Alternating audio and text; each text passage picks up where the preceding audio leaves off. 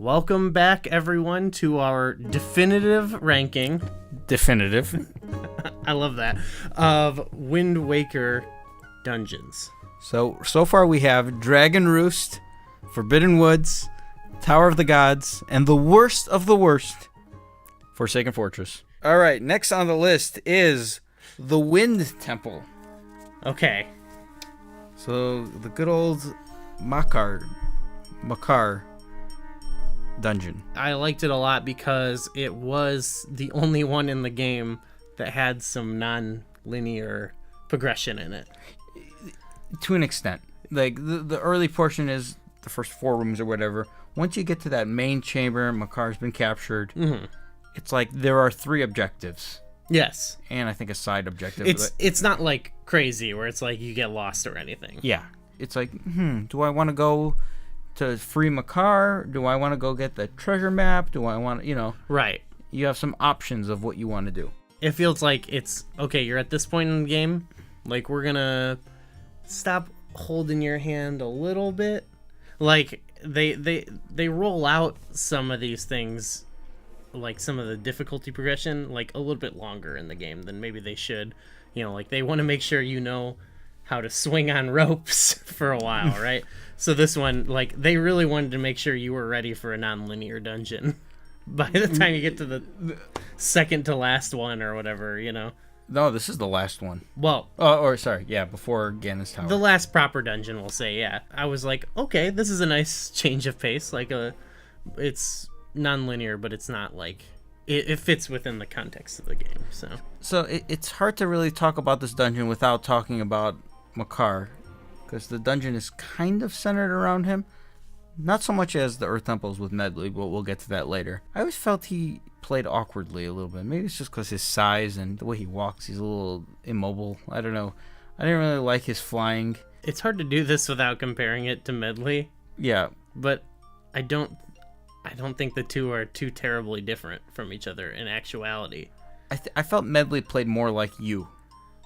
Like, I didn't feel like, other than not having a sword, that playing as Medley, if you gave Medley a sword, I feel like you were just playing as Link. This is maybe my own personal problem, but I was thinking back to, like, I fumbled around with her a lot, too. Okay. Like, I fumbled with both of them a lot. Not to the point where neither of them I really view as a negative for me, but I guess I'm just, like, preemptively, like, I don't think Makar is, like, that bad or anything. I will say he doesn't bring a lot to the table as far as, like, any special abilities. It's not much different than what you can do with, like, Medley, for example. His gimmick is you fly over and you plant a seed and a tree comes out. Then Link can, like, hookshot to it. Yeah, of which you don't have the hookshot for this beginning portion. Right. But that aspect of, like, using him to make hookshot points, it's never fully realized into, like, a super fun puzzle. What are your thoughts on the dungeon item, though, once you do get it, the hookshot? The hookshot? It's pretty good. Like, it's with me with the bow and the boomerang, where it's like these are these super traditional Zelda items, and when I think about what Wind Waker does that excites me, it's kind of more of the new items that I think are really fun. The hookshot isn't used in this game in many new ways, I don't think, except for in combination with the iron boots. Right. This is another dungeon that sort of utilizes 2 items at once, because you need the iron boots to kind of get into this dungeon. Mm-hmm. And like there's the wind based puzzles where you're using the iron boots in combination with the Deku Leaf. Yeah. Where you step on a switch, and you take off the iron boots and it throws you into the air, and then you can use the Deku Leaf to float around. Mm-hmm. I like that kind of stuff. Yeah. The only problem is it's a little different, but it kind of reminds me of the water stuff in Tower of the Gods, where there's some rooms where it's like you got to do a block pushing puzzle with the boots on while there's wind blowing, and it's just kind of sort of tedious, That room in particular, I think you're thinking about, like, it's like the room before the boss. Yeah. And it's just really slow. Yeah. Because you have to move multiple blocks with the iron boots in a very big room, and it just takes forever. Yeah. I like the beginning a lot with the floating, because that's fun and fast paced, Mm-hmm. So it's a mixed bag, but there's nothing that I for me that's like super negative. Okay. You know, it's like the worst I can say is like the Makar puzzles or whatever. You know, for me. Yeah. I don't really like playing with Makar at all. This might be our breaking point here. The Earth Temple and the Wind Temple both have what I think are music that's a little more than just being atmospheric. I think it actually has some decent music. Yeah. With this one in particular, the boss battle is with Mulgara. Yeah. And that's one of the more memorable ones in the... I actually... I was always feeling like... I don't know what it was, but I was always like... I don't get what the big deal about this song is. Like, why everyone's always freaking out about it. And then when we were playing through it just again in Wind Waker, in Warfare, and I got to that room and the song started coming, I was like, ooh, this is cool. Yeah. It gets you excited a little bit. It's like fast pace, you know? Yeah. What do you think of the actual boss? Yeah, I was thinking like, it's okay. I'm not a huge fan of it. I think he's okay. I find aspects of it annoying, like when I'm trying to target it and there's the little creatures instead. It's a little tedious. It's not like Kali Demos annoying, I don't think, but... Kali Demos, that battle just has... That's just... I feel there's nothing going on in that battle. Mm-hmm. You're walking around the room, targeting. Hopefully you hit the things. I'm talking more of like the tedium of like, I gotta aim at this thing for, you know... It's not as like fluid as like, you know, even though we said Goma is not that exciting, it's, you know, you look up, you swing, you jump, it all feels good, you know? Yeah. Like, they both kind of have their elements of like, I don't like targeting this thing, you know? Molduga's alright. I think it's a middle of the road boss. Yeah, it's not. There's a lot going on in that battle. Like there's there's multiple phases. It gets out of the sand, flies around, and you know you gotta avoid getting eaten. Mm-hmm. That's a reoccurring theme with some of these bosses, but it's alright. It's solid, I think. I'm gonna start by saying Forsaken Fortress is still the worst. Still the worst, yeah. Okay. Best boss still, I think. And I think I'm right here at this point. Really? I feel I don't like playing as Makar. Some of the wind puzzles, like that giant room frustrates me sometimes. First time you're just going up with the hook shot, then like the wind goes and it turns off, and I get confused sometimes. Okay. You finally get caught in the wind and it takes you all the way to the top, and then you gotta sail, figure out where you gotta go. Mm-hmm. Not a big fan of that room. Not a big fan of Makar. Hookshot is okay. I like some of the other items, some of the puzzles you do. Like there's no really great hookshot puzzles, I don't think, in this dungeon. I mean, the main one I can see is just going up that main room and then using it with the iron boots. But even using it with iron boots isn't that good. So I'm saying it's above Forsaken Fortress, but below everything else we've ranked so far. Okay.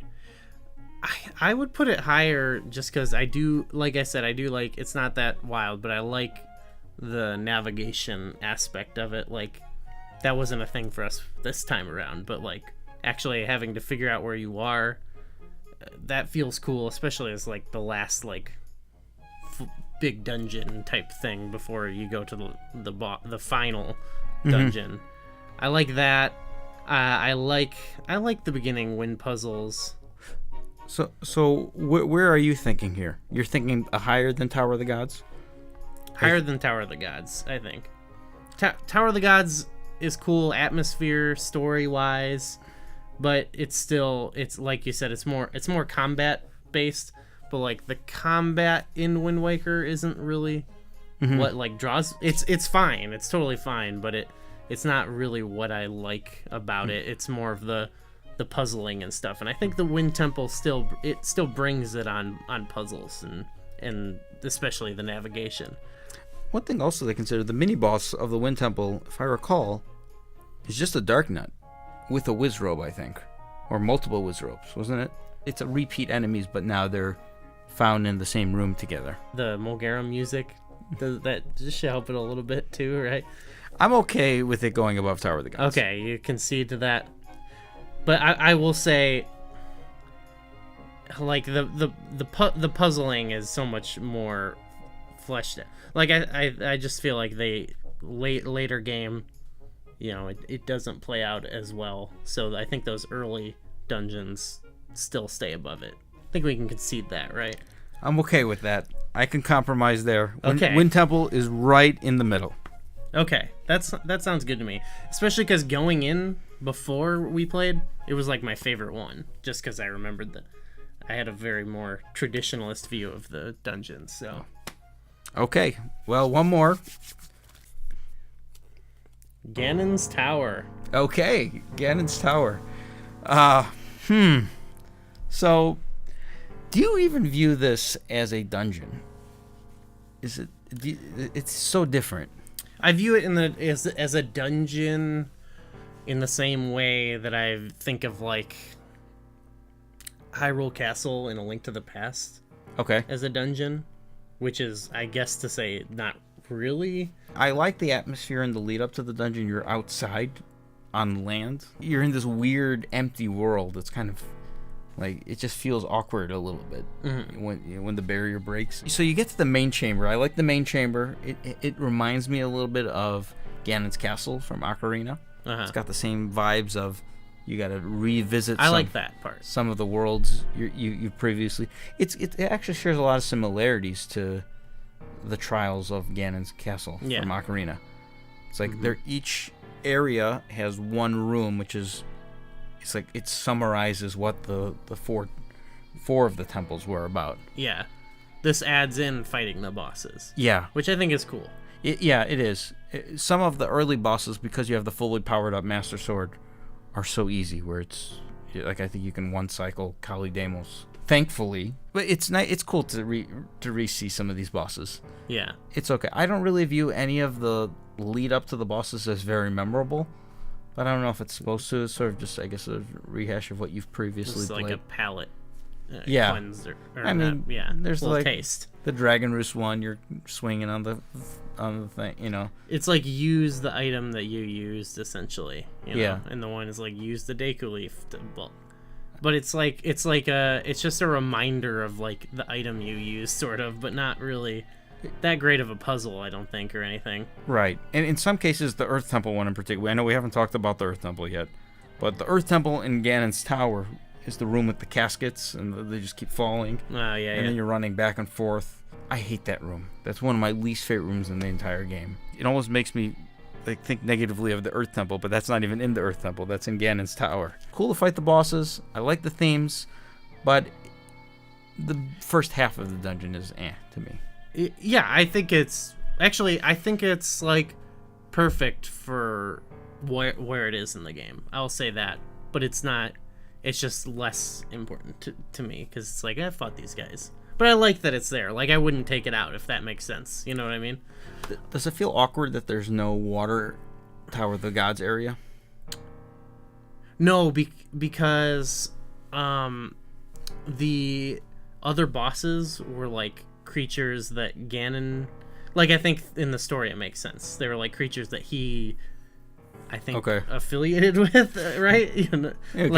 Like the Godon, right? He was like, he's a good guy. He's like a keeper or whatever. He's a protector. I don't know. Yeah. So guardian or something. Yeah. I mean, it would be cool to revisit that, but I get why it's not there, if that makes sense. We said like Tower of the Gods has the most epic entering and exiting of a dungeon, and even for Sacred Fortress with getting shot in, and then later blasting your way in. Like Ganon's Tower, I know you like the outdoor area, but we had the whole thing where you didn't know it was a tower or a castle. Yeah. It's because you go into a cave and then you're just like in the area. Yeah. I stick by my opinion that I think that's a little underwhelming. Oh yeah, the only thing I like about it is you're on land, and it's like, and it's quiet and kind of empty. It just feels, it's got an awkward feel to it. I'm not necessarily, it's different. Yeah. I'm not saying it's a great area. The breaking the barrier part is cool, but that's not the dungeon. I guess I feel like entering the Tower of the Gods feels more like the end of the game than Ganon's Tower, entering Ganon's Tower. If that, especially when you think back to, say, like Ocarina, it's like the sages have come, they built the the Rainbow Bridge. Yeah. You know, not that that's very exciting either, but I mean... Well, you get the shot of them all, like, giving you their power, and, you know, and you've seen the castle. You know, there's that scene where you go to the castle, and Link's like, ah! And this, you're like... Yeah. I'm sorry, Josh, but you're like, there's a tower? The second half of the dungeon is you fight... There's that weird maze where you're fighting Phantom Ganon over and over and over. I don't really like this battle, and I was confused as a kid. I didn't realize the sword falls and you have to find where the tilt where it's pointing to or something. Yeah, I guess I didn't think about what that would mean. Yeah. The fight is okay. I like it all right. It's to me another thing like the bosses where it's like, yeah, that's cool. Yeah. And it's cool like the lead up to Ganon. It's like another Phantom Ganon. The dungeon item, I guess, would be the light arrows. It does feel kind of rewarding when you're after you beat Phantom Ganon and you're going off that large stairwell and you see dark nuts and it's like one light arrow and dead. You makes you really feel powerful. That's a pro. Yeah. To the dungeon, I think. Yeah. We get that cool cutscene with like sleeping Zelda. Cutscene's good. The story elements. Story is all good. Yeah. Not just this part and the ending with the King of Hyrule. The ending is so awesome. Yeah. What do you think of the Puppet Zelda fight? You know how I feel. Okay. I really don't like the first phase. It's like, think about how you don't like the boomerang, and now it's like on a moving target. The boomerang just goes forever in the air, waiting to hit something. I'm sure there are people out there who have no problem with this part, but for me, it was like not fun. The second form is unoffensive. The third form, now that I know, like the bomb part makes him actually like stop for a while. I'm just not a big fan all around. I'm not a big fan either, and it's kind of awkward even after you beat him. That whole like you got to start climbing the rope. That room is the actual tower. Yeah. They shouldn't call the dungeon Ganon's Tower because it's just that room that's the tower. Yeah. And it's just like an awkward climb up. It's kind of like quiet. It's weird. I mean, generally there is the Ganon's Tower music. It's got like Ganon's theme, which is kind of cool. But that last segment just feels so out of place. I feel when I maybe it's not fair to compare it to other games, but in Ocarina of Time, I feel like there's like building tension as you make your way up the tower. Yeah. You know. And you're fighting all those enemies, you know. You're fighting Stalfos and Iron Knuckles and, you know, Dinolfos. And then when you beat Ganondorf, then you have to escape. Mm-hmm. And there's still tension and there's enemies popping up trying to stop you. This is like a weird break where you're just climbing up a rope. And then you're doing some weird platforming, like that. It's like, oh, you don't want to fall down, so you're like carefully changing the camera angle. It's just really out of place, it feels. But you get to the boss, and this is one of my favorite Ganondorf battles in all of the Zelda series. It's cool, yeah. The atmosphere, him laughing hysterically. The scenes are so good, like cinematic almost, you know, for that time. It was pretty cool. Like when the water starts falling and the story with the king and him. The themes of the game, I think, are really good, actually. They do a good job of it bringing it all together at the end. But, that being said, is it better than the Forsaken Fortress? Oh, hesitation. Wow. Okay. Let's rephrase here. Is it worse than... Let's start from the top. Dragon Roost stays up here? Yes. Forbidden Woods? Yes. Wind Temple? Yes. Tower of the Gods? Here's where we could maybe stop it for a moment, because both, like, here's the two strongest story moments. All three of these guys, actually. But Forsaken Fortress 2, too. Like, nothing comes close story-wise, I think, to the end of Ganon's Tower. But it doesn't, like, the build up to it is kind of awkward, especially when it's like you were collecting Triforce pieces, which I don't want to. Yeah, I don't want to factor that. But you know what I mean, like the lead up to it, it's a little underwhelming. Like there's not, when it boils down to it, there's not that much dungeoning, if that's a word. There's very few puzzles. There's virtually no puzzles. You literally fight 7 different bosses in this. Yeah. Some of them have multiple phases. Yeah. It's as a boss gauntlet, sure, it's solid. I think a dungeon can be a solid boss gauntlet, I'll say. Just like how I think Tower of the Gods is actually a good dungeon. It's a great dungeon, even though it mostly is just like combat based and stuff. Like, I mean, it has good puzzles, but We get the whole command melody stuff, but I think the Tower of the Gods is a better dungeon, and I personally think Ganon's Tower is a notch better than the Forsaken Fortress. okay. That's where it fits on my list. I feel like for me, it's like the ending is just carrying so much of the weight. I feel without the ending, it might be, it's not even down here. It might be on the floor. Like, Yeah, I'll go with that too. Like well, no, the Forsaken Fortress isn't really doing much for me as a dungeon either. I agree. So, yeah, let's slot it right in between there.